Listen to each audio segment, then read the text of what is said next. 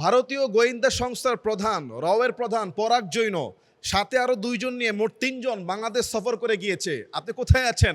হয়তো অনেকে ভাবছেন যে এগুলি শুধুমাত্র এটা লেখালেখি। না ভাই, আমি আপনাকে বলছি 9 আগস্ট এবং 10 আগস্ট এই দুই দিন তারা বাংলাদেশে ছিল। ভারতের গোয়েন্দা সংস্থার প্রধান সহ তিনজন বাংলাদেশে ছিল। আপনি বলতে পারেন হুজুর, আপনারা তো মসজিদে নামাজ পড়েন, দেশের এত খবর কিভাবে রাখেন বা এত খবর কিভাবে নিশ্চিত করেন? প্রিয় ভাই, দেশকে ভালোবাসা নবীজির একটা সুন্নাহ। রাসূল সাল্লাল্লাহু আলাইহি সাল্লাম যখন মক্কা থেকে কাফেরদের জুলুমে বিতাড়িত হয়ে মক্কা থেকে মদিনায় হিজরত করছিলেন, তখন আল্লাহর নবী বারবার মক্কার দিকে তাকাচ্ছিলেন আর চোখ দিয়ে ঝরঝর করে পানি ছেড়ে দিয়েছিলেন। দেশের সীমান্ত রক্ষা করা ইবাদত, দেশকে ভালোবাসা, দেশের জন্য লড়াই করা, এটা একটা ইবাদত। এজন্য ভাই, আমরা যারা আলেম আছি, এটা আমাদের কাছে এই খবরগুলো থাকে। এই যে তিনজন তারা এসেছে, ভারতীয় প্রধান সহ তারা যে তিনজন এসেছে বাংলাদেশে, অনেকে ভাবছেন এমন একটা সময় আসছে, না জানি মনে হয় বুবুজান আবার ফিরে আসছে।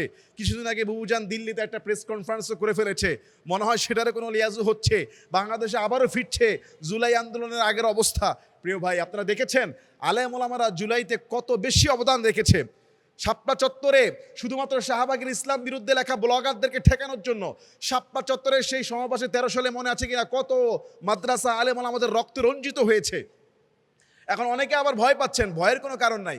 আসল কথা আমি বলছি যে এরা তিনজনেই কিন্তু বাংলাদেশ প্রতিরক্ষা বাহিনীর আন্ডারে যে ডিজিএফআই আছে, উনাদেরই তত্ত্বাবধানে দাওয়াতে তারা এসেছে।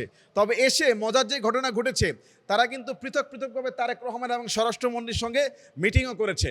এবং আপনারা একটা খবর শুনবেন যে ভারতীয় যে আমাদের দেশের যেই দূতাবাসের যেই আপনার ভারতীয় যেই লোক আছেন, প্রধান অ্যাম্বাসির যে প্রধান, তিনি কিন্তু রাষ্ট্রদূত।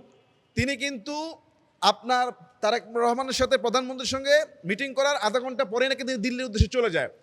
স্পষ্টভাবে আমাদের দেশ থেকে আমাদের প্রধানমন্ত্রী যে মেসেজ দিয়েছেন এই যে গোয়েন্দা বাহিনীর প্রধানদেরকে, যে সম্পর্ক যদি ভালো করতে হয়, ওসমান হাদির হত্যাকারীকে ফিরিয়ে দিতে হবে। ওসমান হাদির মতো একটা হত্যাকারী, একটা জঘন্য অপরাধী ভারতের হাতে রয়েছে। বন্দি চুক্তি অনুযায়ী এদেরকে ফিরিয়ে দিতে হবে, ফিরিয়ে দিতে হবে শেখ হাসিনাকে। এমন কড়া বার্তা পেয়ে ভারতীয় প্রধান তারা হিমশিম খেয়েই এক পর্যায়ে বাংলাদেশ ছেড়েছে কোনো রকম ইজ্জত নিয়ে।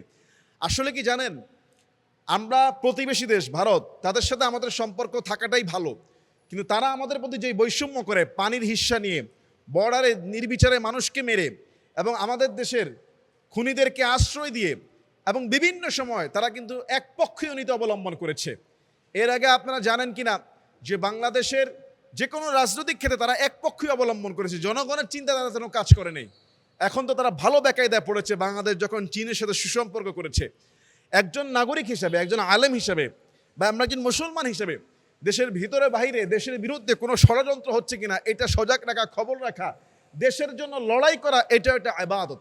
এই জন্য ভারতীয় প্রধান যে বাংলাদেশে এসেছে, এটা অনেকের জন্য দুশ্চিন্তার কারণ হলো বাংলাদেশ সরকার আমার মনে হয় তারা যথেষ্ট আন্তরিক এবং যথেষ্ট সতর্ক আছে বলে আমার মনে হয়। কারণ তারা কিন্তু আমাদের ভালো চায় না, আমরা চাই তাদের কল্যাণ, তাদের সাথে সুসম্পর্ক। আল্লাহ তাদেরকে হিদায়াত দান করুক এবং সে দেশে অসংখ্য মুসলমানদেরকে যে জুলুম করছে এটাও প্রশ্ন করা দরকার।